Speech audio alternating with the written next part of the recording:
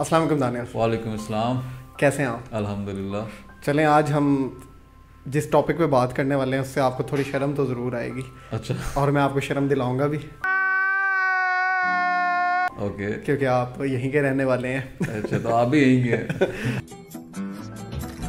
चलें, आज का हमारा टॉपिक जो है उसमें हम पाकिस्तानियों को तो काफ़ी शर्म आएगी तो हम आगे जाएंगे, अगर नहीं आएगी तो ठीक है, ऐसे तो फिर ऐसे ही।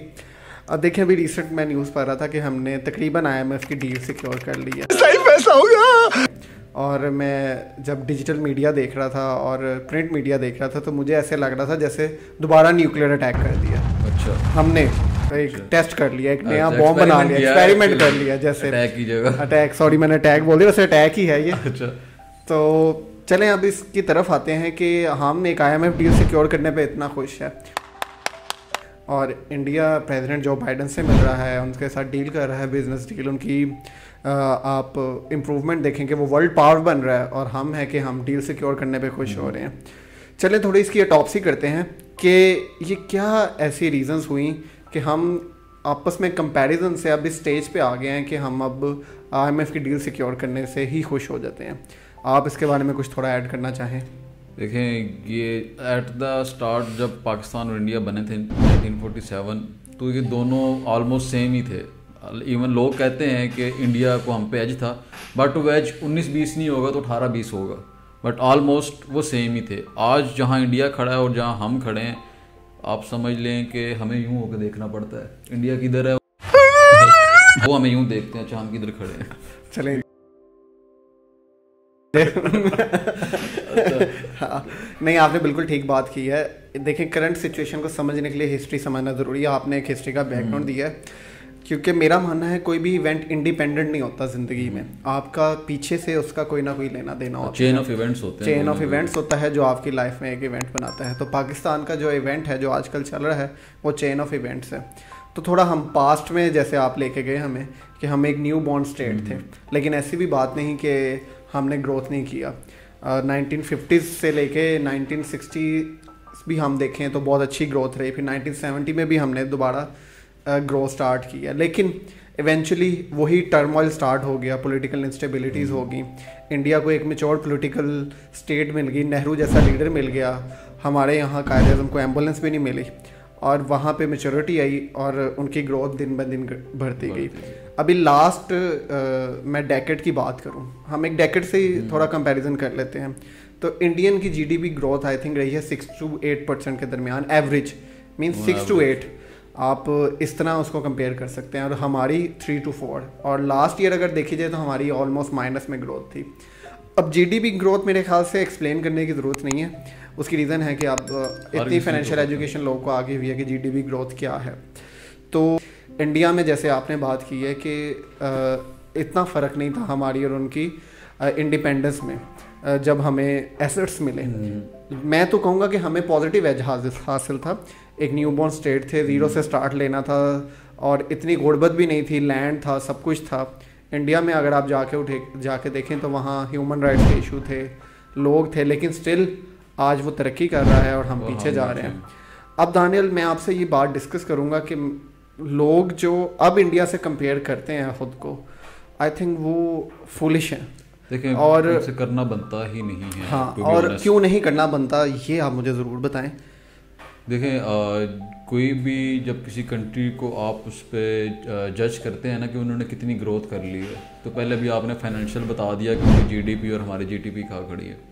इंफ्रास्ट्रक्चर की बात करूँगा मैं, ठीक है। तो जब पाकिस्तान बना था तो चले, जैसे मैंने पहले कहा, उनको थोड़ा सा एज दे देते हैं कि कुछ उनके पास ज़्यादा इंफ्रास्ट्रक्चर था। आज पाकिस्तान को बने ऑलमोस्ट 75+ ईयर्स हो गए, ठीक है। पाकिस्तान में जो बाबा हो गए हम, बाबा, ठीक है। जो रेलवे का ट्रैक था वो एक ही है, हाँ, ठीक है। आप उसको दो नहीं कर सके, हाँ, ठीक है। या अगर इंडिया में आप बात करते हैं ना, तो इंडिया ने एक डेडिकेटेड ट्रैक बनाए हैं और बनाना शुरू कर दिए, उस पर वो काम कर रहे हैं जोनल वाइज। उसमें वो सिर्फ अपनी गुड्स की ट्रांसपोर्टेशन करेंगे, पब्लिक की बात नहीं कर रहा, वो डेडिकेटेड होंगे जहाँ पे उनका जो गुड्स हैं वो उसकी मनूवरिंग।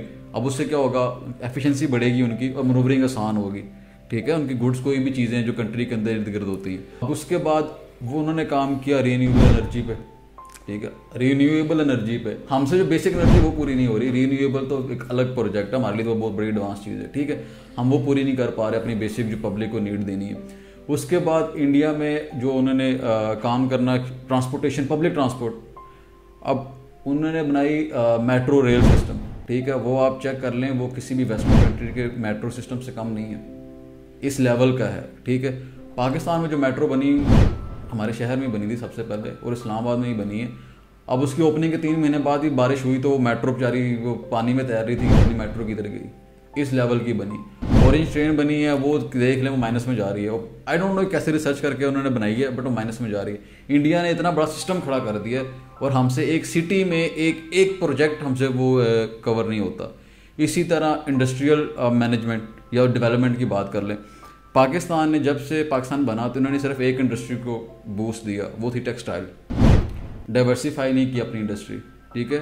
हम नो डाउट हम दुनिया में सबसे बड़े एक्सपोर्टर थे टेक्सटाइल में, कपड़े के, बट इसके अलावा कुछ भी नहीं थे। On the other hand India में आप देखें, इंडिया ने फार्मास्यूटिकल्स में काम किया, ठीक है। इंडिया ने आईटी में काम किया। इवन उनकी एक आईटी जितना कमाती है उतना पूरा पाकिस्तान नहीं कमाता, जितनी उनकी आईटी सिर्फ एक आईटी इंडस्ट्री कमाती है। ये आप लास्ट डेकेड की बात कर लें कि लास्ट डेकेड में उन्होंने एक सेक्टर को ही इतना ऊपर कर दिया है, ठीक है। उनके ऑटोमोबाइल्स में काम है, हमने सिर्फ कपड़े में काम किया। आपको 1.5 करोड़ तक ऑलमोस्ट फॉर्च्यूनर मिलती है, वहाँ पे आपको 27 लाख की मिलती है। 23 लाख की थी, 4 लाख बढ़ी है तो इंडिया में रोल डाल गया भाई 4 लाख गाड़ी मड़ी, और ऊपर से मैंने वहाँ मीम देखे, वो कह रहे थे कि इस डब्बे का इन्होंने 4 लाख भरा दिया। और हमारे यहाँ जिसके पास फॉर्च्यूनर हो वो ऐसे मुझको को ताव देके चलता है, ठीक है। होगी यार वैसे, बस यही है, ठीक है। अब मैं बात कर रहा था, उन्होंने इंडस्ट्री, हमने एक इंडस्ट्री थी हमारे पास, वही कपड़े वाली जो मैंने बात की, अब वो भी नहीं रही, एनर्जी थी नहीं, वो भी चले गए, वो चले गए बांग्लादेश, श्रीलंका, हमने उससे भी हाथ धो दिया। अब ना हमारे पास इंडस्ट्री है ना इंफ्रास्ट्रक्चर है।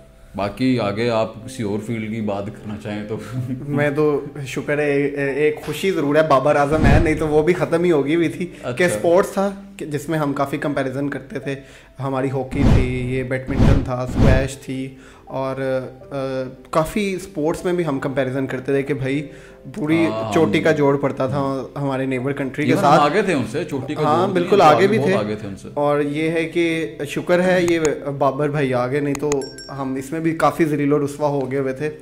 तो इन द एंड मैं कहूँगा कि चलें, इंफ्रास्ट्रक्चर पे काम नहीं किया, किसी पे काम नहीं किया, तो हमने ह्यूमन डेवलपमेंट पे भी काम नहीं किया कि चलें हम अगर इंफ्रास्ट्रक्चर पे काम नहीं कर रहे तो हम ह्यूमन डेवलपमेंट पे काम कर लें, तो हमने वो भी नहीं किया। एजुकेशन की बात करते हैं हम, क्योंकि इंडिया कहाँ पे खड़ा है और हम एजुकेशन में कहाँ खड़े हैं। आपको पता है इंडिया का लिटरेसी रेट कितना है? मेरे ख्याल से, अब मैं क्या बोलूँ, इतना मैं शर्मिंदा हो गया। चलें काफ़ी अच्छा होगा, लेकिन मैं कुछ सुना था उनकी कुछ स्टेट्स हैं जहाँ लिटरेसी रेट 70% भी क्रॉस करता है। सर 70 तो उनका छोड़े, इंडिया का जो overall as a nation wise उनका लिटरेसी रेट है वो 75%। अच्छा, ओवरऑल एज अ कंट्री बात करो, फिर तो पाकिस्तान का 59 to 60%। अब वो भी कौन सा लिटरेसी है हमें आपको पता है, जिसको आईडी कार्ड पे साइन, जिसका आईडी कार्ड पे साइन वो पढ़ा लिखा है, उसको हम पढ़ा लिखा कहते हैं। उनको निकाल दे तो 59 का 39 भी नहीं होगा। इससे दूर रहना चाहिए। पढ़ाई लिखाई में ध्यान लगाओ, IAS बनो और देश को संभालो। जैसे टिकटॉकर से भी आप इंग्लिश में बात कर लें तो आपको बताएगा। ठीक है, एजुकेशन है वहाँ पे जो सबसे हाईएस्ट जिसमें लिटरेसी रेट है ना जिस स्टेट का, वो है केरला का, वहाँ का 94%। और केरला की पॉपुलेशन है 35 मिलियन। पाकिस्तान में हाईएस्ट पता किसका है? पंजाब का। वो कितना होगा? 66%। और पहले ही कहते हैं पंजाब खा गया। 66%। उनकी जो जिस स्टेट का सबसे कम लिटरेसी रेट है ना, वो आई थिंक आंध्र प्रदेश है, सॉरी मैं अगर गलत प्रोनाउंस कर रहा हूँ तो, उनका है 63%, जो लोएस्ट उनकी पूरी। कितना बड़ा इंडिया, कितनी स्टेट्स हैं, और आपका जो मैक्सिमम है वो 66% पे जाता है। बिल्कुल 24+ स्टेट्स हैं। ठीक है, हमारा मैक्सिमम जाता है। तो हमारा कंपैरिजन मुझे लगता है कि इंडिया से अब करना छोड़ के आप जाएं अफगानिस्तान की तरफ।